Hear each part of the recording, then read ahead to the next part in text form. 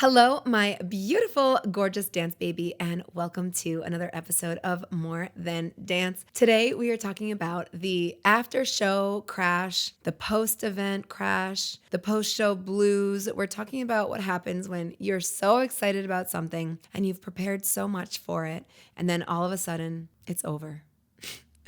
And I think there's like two things that can happen here. Like, one, you can get back from the event or your performance and you can feel so inspired and so excited to do it again. And then another part of you could just feel sad, depressed, like, oh no, it's over. And I just had this amazing weekend. I was speaking slash hyping slash motivating people at a women's conference in Boston called the Fab Fierce Females.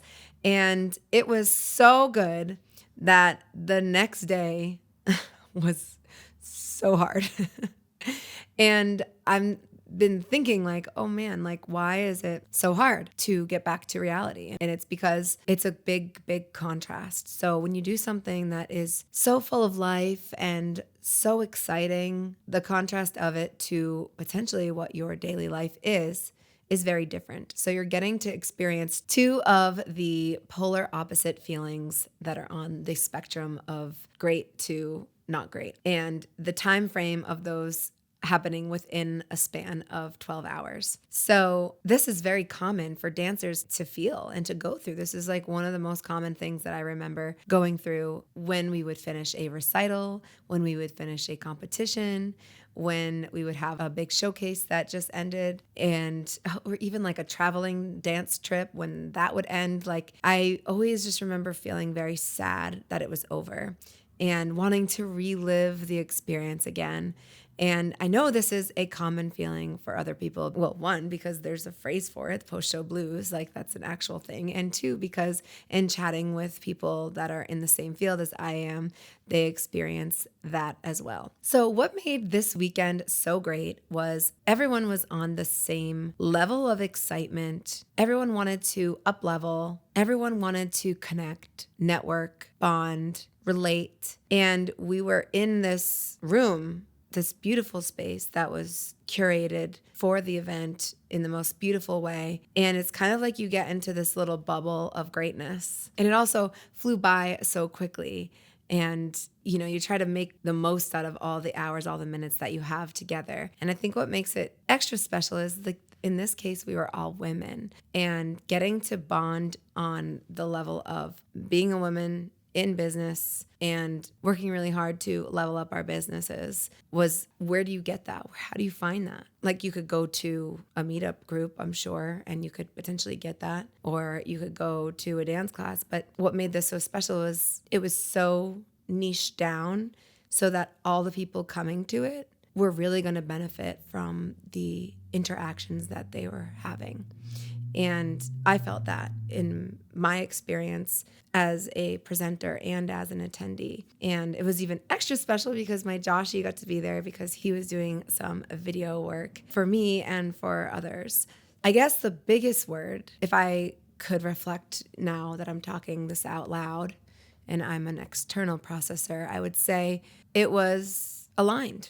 It was just perfectly aligned. And it felt like when you go to like a dinner and they're like, well, like, what do you want? We have items on the menu a la carte, or you could do the chef's special menu and you just kind of like go with everything the chef says to have. And I learned that you should always do that one because it's so cultivated and curated for the season that they're in and the dishes that they're like inspired to make, and their creative juices are that way. So it felt like that. What else did it feel like? It kind of felt like freshman orientation in a way, which for me, that means a lot because I had a blast at my freshman orientation for college. And it felt like that in sense of like, here we are, we're all on the same playing field.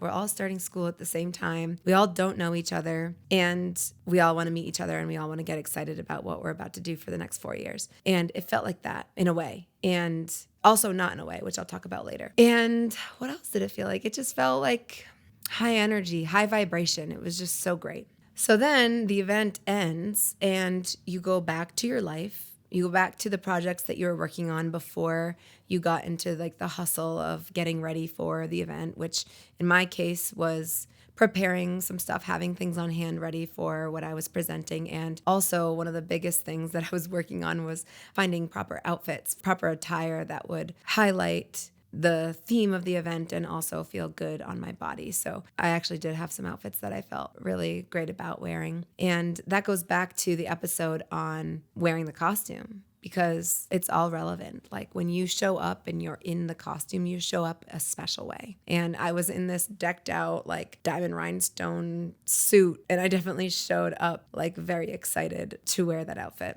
and my dress. Everything that I picked out for this event aided me in feeling extra aligned and extra energized. And they were special clothes for this special event, and it felt really good. So the contrast in coming back and picking up where I left off before, there was a part of me that felt kind of like lost, like, okay, well, what do I do now? Like, what was I working on before things got busy with the planning of this event? And then also, like, I came back to my house being a little in disarray, which if you know me, you know that makes me go a little nuts. So just getting the motivation to reorganize everything and clean everything up so that my space can feel special again. That's always like a big part. Like if you do follow me, you know that whenever I travel and I come back home, like one of the first things I do is unpack right away. It's very rare that I would like leave a suitcase or a bag. It just doesn't feel good to do that for me. So then there's also this feeling of overwhelm, because when you go to a conference, you get this feeling of, I want to do this, I want to do this. And you get excited of all the possibilities, and you actually do see the possibilities.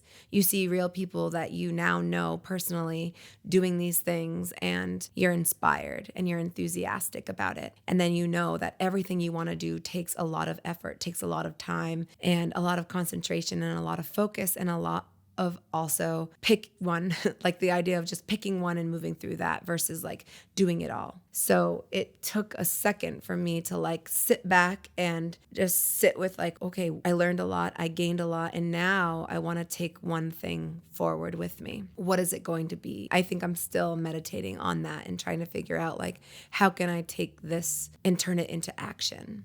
And the overwhelm is not just with the information, it was with the people, because I met such beautiful people and I want to know them and I want to remember them and I want to know and remember our conversations. And if you're anything like me, when you're meeting a lot of people, I picture it in my head like there's this like box and it's in the forefront of my brain and like things are like dumping in there. And then once time goes by, you can take out the stuff from the box and like file it in the other parts of your brain. But when something like an event like this happens, everything happens so quickly. So like things from the front of the box don't get moved and filed as fast as I would like. So I really get to practice my short-term to long-term memory skills, which involves me really thinking and reliving the whole experience and remembering the conversations that I had, which after already being like exhausted from so much full activity, to come back and feel like I want to do it all over again just so that I don't forget and just so I can like hold on to and have these sweet, sweet memories forever, it feels overwhelming. And now that I'm thinking about it, I feel as though it's similar, because when you're learning information, you're only going to remember what you remember. And obviously, if you rehearse, you remember more. And I'm thinking of this as a rehearsal. So it's like I came back and I'm now trying to remember how it all happened, how I walked in, where I put my stuff, who I first talked to, and I'm remembering that. And it was a lot. And it was also a lot because at that point I didn't have context for a lot of the people. Now that I do, so now when I relive it, it's a lot, but it's still a lot of energy. It takes a lot of energy to do that. And I'm like a visual person, so I wrote down with my hand like everybody's names just so I can hear them again and like recollect like what we talked about. Because I think something that's really important to me and is slightly overwhelming me is I really loved the connections that I made and I really want them to last. You know, I want to stay involved with the group and I want to stay really as involved as I can be. So my thought process is once I relive this weekend over again, kind of like in a way that's visual and like me writing it down, I can then figure out how I'm going to take action. Do you ever go on vacation and you have like vacation people and they're like the people you hang out during the week on vacation and like you love them and you adore them, you have great conversations, everything's fun, and you have such great intentions of talking again and meeting up again and maybe going on vacation again. And I know for me, even when I've really wanted that to happen, it has not happened yet. And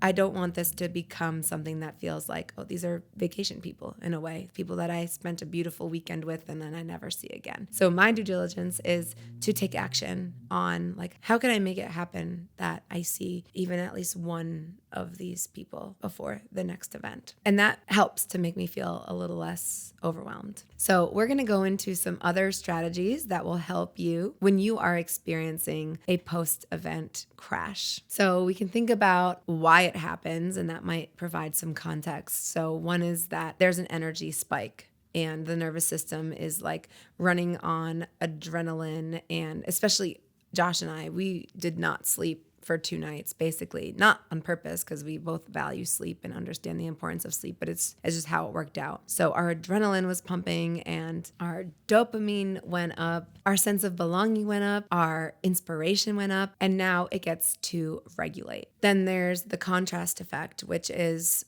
kind of what I talked about before, when something is like shiny and new and amazing and connected, and then real life feels a little bit duller, and then we get into comparison. And then there's the separation grief. And it's like the people and the environment, everything was so great. And now you just know that your day-to-day life is not with those people every day. Like, you know that moment cannot last forever and you want it to. So one of the things that I like to do whenever I'm feeling something that feels kind of heavy like this is reframe. So like the first reframe was kind of just realizing like, why aren't I feeling motivated and excited? Why am I feeling more on like the sad side and like the, oh no, it's over side? And I know partially it's because I'm in the PMS portion of my cycle and I'm like definitely feeling things heavier. So that's a fact. And coupled with that are the feelings that I mentioned. And so the reframe would be understanding that I care, and that when I feel this way, it's because I really care to bring in this amount of life and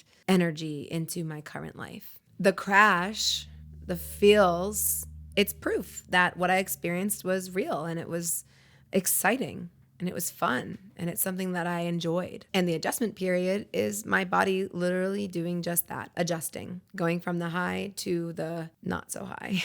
So one of the biggest things is using this feeling that I feel right now to understand where I want to make changes. Now, I already know logically where I wanted to make changes, and now physically, I'm feeling the want to make the change, and emotionally, I'm feeling the want to make the change. So actually, it's kind of a cool thing because it's fueling my motivation to make my life better. So now I get to integrate the things that I've learned and allow myself to bring in more positivity, which is ultimately what we all want. So here are some steps that you can take if you're experiencing this. One is anchor in the good. So this is kind of going back to what I was telling you, like how I was writing everything down. In addition to me using that for my memory, I'm also using it to like understand like what I really loved and like how my feelings like really felt during the weekend and after. And this works for you. I know we're talking about dance always in here, but it's so much more than dance.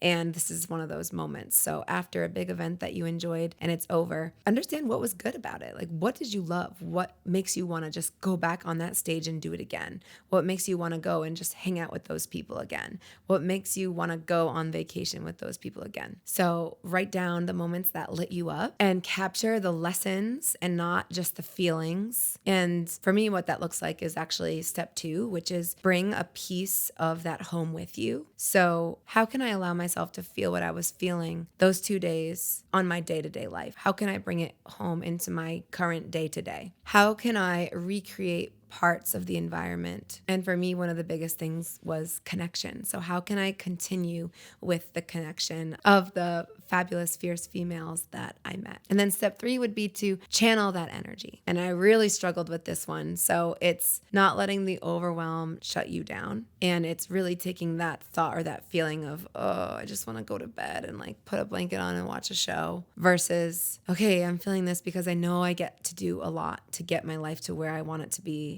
and funneling in those feelings into action versus nothing. And then the 4th is something that I usually mention just when we're talking about reframes, is to normalize it. So to just understand that like I'm probably not the only one feeling this today, especially when something was so good. I think we're all feeling a little like, oh, it's over, like it's sad. Oh my gosh, I just thought of another moment where this happens.